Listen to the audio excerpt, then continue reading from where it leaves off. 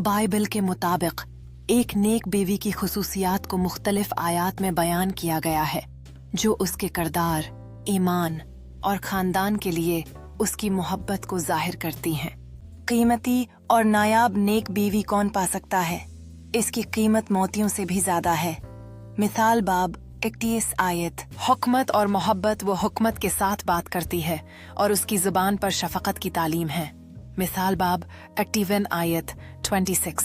खानदान की तामीर अक्लमंद औरत अपना घर बनाती है लेकिन बेवकूफ अपने हाथों से उसे गिरा देती है। मिसाल बाब 14 आयत 1। शोहर के लिए बरकत जो बीवी पाता है वो अच्छी चीज पाता है और खुदावंद की तरफ से फजल हासिल करता है।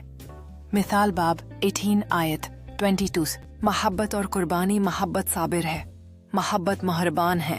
ये सब कुछ बर्दाश्त करती है, सब कुछ यकीन करती है, सब कुछ उम्मीद करती है, सब कुछ सहती है। 1 करंथियों बाब 13 आयत 47-6।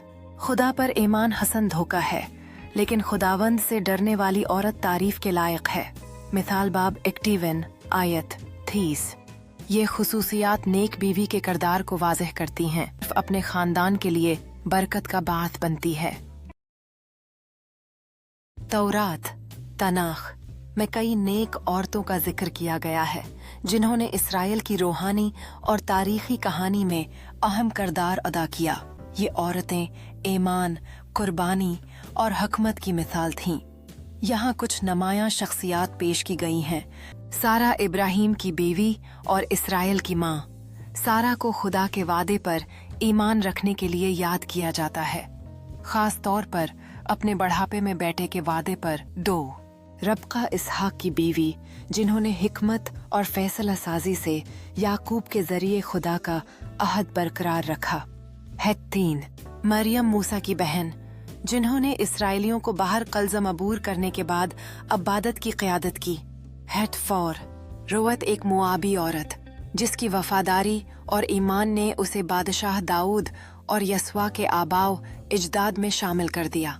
दबूरा एक नबिया और काजी जिन्होंने जंग में इसराइल को फतह दिलाई और उनके हौसले और हुकमत की मिसाल कायम की। इस्तर एक मिल्का जिन्होंने अपनी कौम को तबाही से बचाने के लिए अपनी जान को खतरे में डाल दिया है।